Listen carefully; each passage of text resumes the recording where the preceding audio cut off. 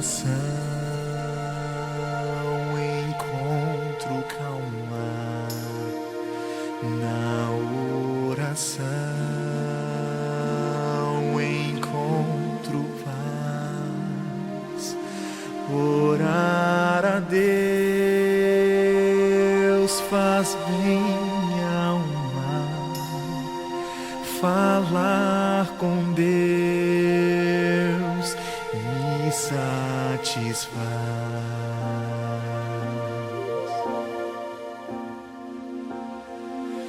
Falar com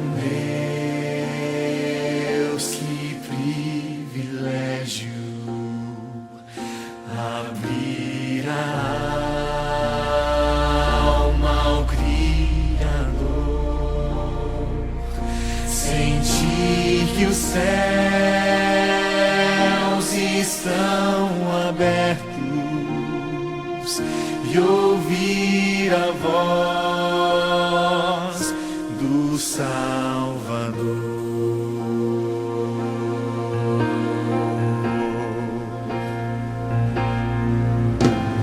Grande é o nosso Deus.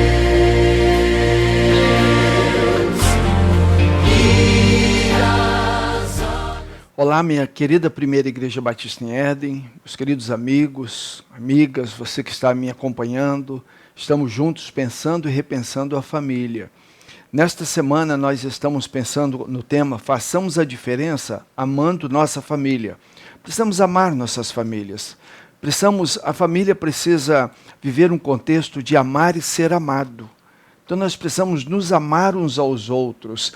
São os pais se amando, papai, mamãe, amando os filhos amando os pais. Precisa ser uma comunidade amorosa. Nós precisamos, então, viver a família, fazendo essa grande diferença, vivendo a família amorosamente. Então, a minha oração é que Deus nos abençoe, para que nós possamos ter essa experiência de viver uma experiência amorosa em família. Ok? Eu quero começar lendo o Salmo 128. Nós lemos esse Salmo 128 já essa semana, mas eu quero lê-lo de novo. Salmo 128. A palavra de Deus diz assim: Bem-aventurado aquele que teme ao Senhor e anda nos seus caminhos. Do trabalho de tuas mãos comerás, feliz serás, e tudo te irá bem. Tua esposa no interior da tua casa será como a videira frutífera, teus filhos como o rebento de oliveira, à roda da tua mesa. Eis como será abençoado o homem que teme ao Senhor. O Senhor te abençoará desde Sião, para que vejas a prosperidade de Jerusalém durante os dias da tua vida. Vejas os filhos dos teus filhos e paz sobre Israel. Então, que Deus nos abençoe. Vamos continuar pensando, então. A família. Eu tenho dito que nós precisamos defender muito a família, lutar pela família, para que haja uma estabilidade, uma felicidade, uma mutualidade dentro do lar. Porque nós temos muitos problemas fora de casa. E aí, quando você entra em casa, você tem problema dentro de casa também. Então, nós precisamos lutar muito para termos momentos felizes dentro de casa. Então, amo minha família, nutrindo o relacionamento conjugal. Então, como é que nós amamos a família? De diversas formas. Mas hoje eu quero pensar nesse relacionamento marido-mulher, mulher e marido, então, esse relacionamento conjugal. Então, primeiro, eu tenho pregado muito sobre isso, eu tenho colocado isso como se fosse balizas para um relacionamento feliz em termos de marido e mulher. Então, primeiro, é preciso manter o compromisso. Tem muita gente que casa, então casam porque se amam e é preciso haver amor. Entretanto, o amor é um sentimento e, como todos os sentimentos, ele tem altos e baixos. Mas o compromisso não. O compromisso não importa se você está doente, se está são, se perdeu o emprego, se conseguiu emprego. O compromisso ele vale sempre. Você não pode deixar de honrar os compromissos porque você está com um sentimento diferente. E aí muitos casais se separam porque o sentimento amoroso acabou. Então não se amam mais. Então a palavra, o compromisso é mantido para sempre até que a morte os separe. Eu tenho contado a história de João e Amanda. João e Amanda se casaram. E já estava no projeto deles. E quando se casaram, eles mudaram para uma outra cidade, onde se estabeleceriam e tal, e viveriam naquela cidade. E assim foi. Casaram-se e se mudaram. Passados uns 20 anos, um colega de João está naquela cidade a negócios e ele encontra João. Oi, João, tudo bem? E aí eles se encontram e tal. E João disse, olha, você vai almoçar lá em casa hoje. Aí agendaram e tal, se encontraram na hora do almoço e o moço foi lá para a casa do João para almoçar. Quando ele chega na casa do João, a esposa do João vem recebê-los. E ela vem numa cadeira, aquela cadeira eletromecânica, ela havia contraído artrite reumatoide e ela não tinha mais os movimentos. Ela só mexia do pescoço para cima. E mesmo assim, com os poucos movimentos que ela tinha nas mãos, ela ainda conseguia conduzir aquela cadeira. E então ela foi à porta e recebeu João e aquele amigo.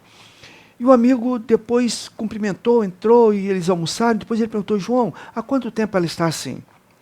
E o João disse, olha, logo que nós nos casamos, ela começou a piorar e foi piorando e ficou assim. E aquela cadeira é a cama dela ali, à noite ela reclina aquela cadeira e ela dorme ali, e de dia é a cadeira, e é também o meio de locomoção para ela e tal. E o amigo falou assim, mas João, você tem um relacionamento fora do lar, um relacionamento extraconjugal. O João disse não. Não, João, mas você é uma outra pessoa, uma outra mulher fora de casa. O João disse não. Como assim, João? Por que isso? O João disse, olha, mas porque quando nós nos casamos, lá diante do pastor, nós declaramos diante de Deus, nós assumimos o compromisso de que honraríamos um ao outro, nós viveríamos de forma fiel um ao outro em qualquer situação e em todas as situações, até que a morte nos separasse. E então eu estou sendo fiel a Amanda por isso, porque eu declarei para ela, eu assumi um compromisso que eu a honraria até que a morte nos separasse. Então nós precisamos nutrir o casamento, o relacionamento conjugal com base nesse compromisso. Também é preciso manter com base no namoro. O casal, marido e mulher, precisa estar namorando, continuar namorando.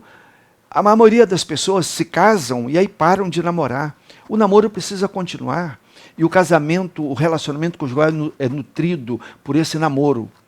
Estava chegando o Dia dos Pais e a professora pediu para que cada aluno colocasse no papel, numa folha, quem era o pai. Quem é o seu papai? E aí cada um disse meu papai é o meu herói, meu papai não sei o quê, meu papai... E um garotinho colocou assim, o meu papai é o namorado da minha mamãe. Olha, aquele menino sempre viu seu papai com gestos amorosos, como se fosse o namorado de sua mamãe. Então, para ele, o seu papai era o namorado de sua mamãe. Veja que coisa linda, que coisa legal. Então, os cônjuges, marido e mulheres, precisam continuar namorando, nutrindo o relacionamento conjugal. A família precisa perceber isso, o namoro entre os dois. Passando também mais tempo juntos. O casal precisa, então, nutrir o relacionamento conjugal passando mais tempo juntos. Eu tenho dito, primeiro a família. Primeiro a família. Então, primeiro Deus, depois a família, depois a igreja, depois do trabalho, a igreja, mas primeiro a família e depois Deus. E depois tudo mais. Depois você estabelece a prioridade. Mas primeiro Deus, depois a família. Também manter esse relacionamento, nutrir o relacionamento conjugal através da comunicação. A comunicação, já se disse que é conversando que a gente se entende, de uma boa conversa ninguém escapa, então a comunicação. A Bíblia diz, não deixe o sol se pôr sobre a vossa ira. Então, o que a Bíblia está dizendo? Se você teve um desentendimento durante o dia, peça desculpas, peça perdão antes de ir para a cama. A cama não é para chorar, não é para brigar, não é para reclamar, a cama é para outras coisas. Então, não deixe o sol se pôr sobre a vossa ira. Então, nessa comunicação, resolva as pendências durante o dia. Também evitar minimizar os defeitos e exaltar as virtudes. Todos nós temos os nossos defeitinhos, nós não somos perfeitos, mas todos nós temos nossas virtudes, todos nós somos bons em algumas coisas. Então, vamos procurar ver aquilo que é bom no nosso cônjuge e exaltar isso. Também vamos não tentar mudar o outro. Não adianta tentar mudar. O outro, Você não consegue mudar o seu cônjuge? Você se casou exatamente porque ele era diferente de você? E já foi dito que uma pessoa extrovertida se casa com um introvertido. Aí você é extrovertida, se casa com um introvertido. Aí depois de casado quer mudar. Não adianta. Você casou com essa pessoa exatamente por essa diferença. A pessoa pontual casa-se com quem não é pontual. Quem gosta de levantar cedo, casa-se com quem gosta de levantar tarde. Quem é realista, casa com um sonhador. Quem é prático, casa com um precipitado. E aí você se casa exatamente porque você gosta da pessoa, que ela é diferente de você, aí depois de casado quer mudar. Então não tente mudar. A palavra de Deus nos diz, na segunda carta aos Coríntios, no capítulo, 2 Coríntios, capítulo 12, versos 9 e 10. Olha que interessante. Então ele me disse, a minha graça te basta, porque o meu poder se aperfeiçoa na fraqueza. De boa vontade, pois, mais me gloriarei nas fraquezas, para que sobre mim repouse o poder de Cristo. O apóstolo Paulo está orando e pedindo a Deus que tirasse dele aquele espinho na carne. E aí Deus diz para ele, a minha graça te basta, porque o meu poder se aperfeiçoa na tua fraqueza. Paulo disse, olá, tudo bem. Paulo disse, então agora, que bom. Você imagina se Paulo fosse forte, em tudo, forte, não havia lugar para a fortaleza de Cristo, para a força de Jesus se estabelecer na vida de Paulo. Mas exatamente na nossa fraqueza que vem a força de Cristo se estabelecer. No verso 10 diz assim, pelo que sinto prazer nas fraquezas, nas injúrias, nas necessidades, nas perseguições, nas angústias por amor de Cristo, porque quando sou fraco, então é que sou forte. Amém? Então, quando nós nos casamos com alguém que é forte em algumas áreas que nós somos fracos. E nós somos fracos em algumas áreas que o nosso cônjuge é forte. Então, nós não podemos querer mudar o outro, porque nos casamos exatamente para que haja esse equilíbrio. Então, precisamos nutrir o nosso relacionamento conjugal sem querer mudar o outro. Ser grande nas coisas pequenas. Às vezes nós só achamos que nós só vamos fazer o nosso cônjuge feliz com coisas grandes, com presentes grandes, com grandes celebrações, mas o nosso cônjuge, especialmente as nossas esposas, nós que somos homens, então as esposas, elas ficam felizes com coisas pequenas, com coisas baratas. Às vezes nós queremos coisas grandiosas, homens querem fazer coisas grandiosas, a esposa fica feliz com coisas tão simples. Às vezes uma palavra, um gesto, se não dá para levar um buquê de rosas, um botão de rosas. E elas ficam felizes. E são as coisas pequenas desta vida que dão sabor à vida. E são também as coisas pequenas que vão minando a nossa felicidade. E às vezes nós terminamos numa grande tragédia, porque permitimos que coisas pequenas não fossem observadas. Então valorizar as coisas pequenas. Também manter o triângulo amoroso. Que triângulo amoroso é esse? É marido, mulher e Deus. Deus precisa estar no relacionamento conjugal.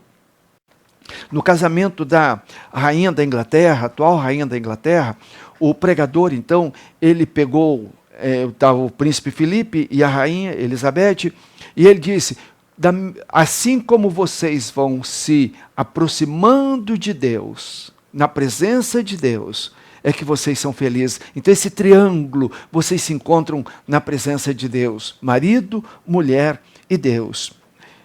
A história, as pesquisas que a gente tem, há algum tempo atrás, nos Estados Unidos, em cada 500 casamentos, 300 casamentos terminavam em divórcio.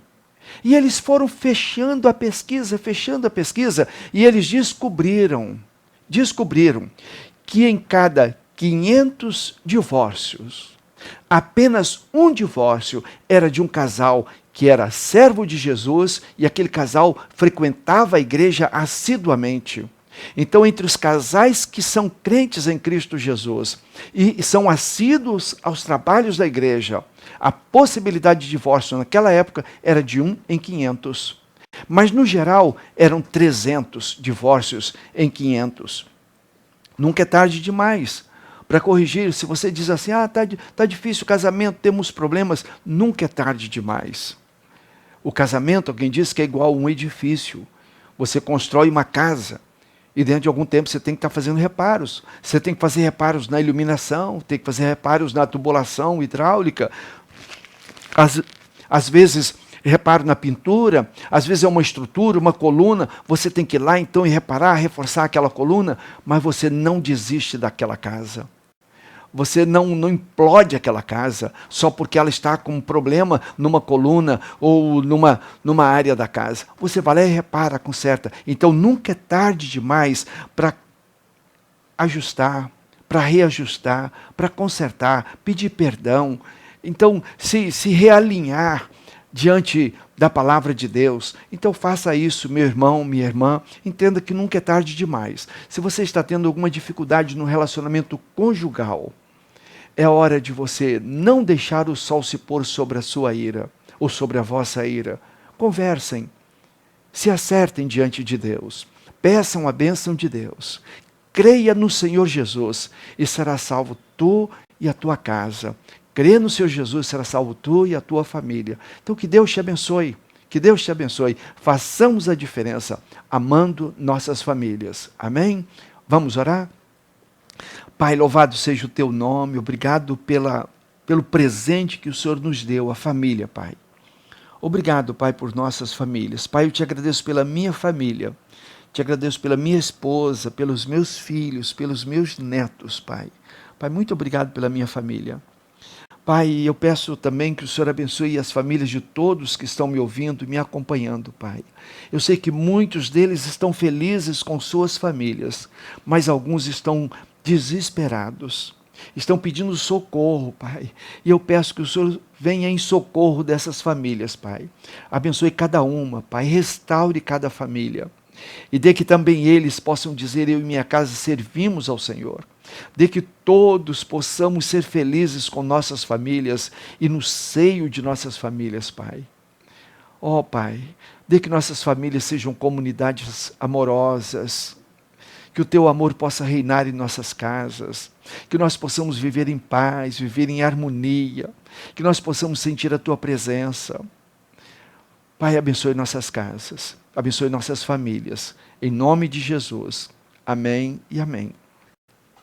Amém. Que Deus te abençoe. Eu quero pedir agora para você fazer a sua oração, como eu tenho pedido sempre. Eu não sei se você está sozinho. Se estiver, separe um momento aí e fale com Deus. Ore por você, ore pela sua família. Não esqueça da sua família. Peça a Deus para desfazer maus entendidos que porventura hajam nos relacionamentos da sua família. E ore também pelo nosso querido Brasil. Ore pelos nossos governantes. Ore pelo nosso Brasil. Nós precisamos muito que esse Brasil seja abençoado pelo nosso Deus. E que Deus nos abençoe. Amém? Amanhã estaremos encerrando, então, esta semana. E eu espero você amanhã, às 22 horas, quando nós vamos concluir essa semana e encerrar, então, esse estudo, fazendo a diferença, amando nossas famílias. Que Deus te abençoe. Deus nos abençoe. Amém.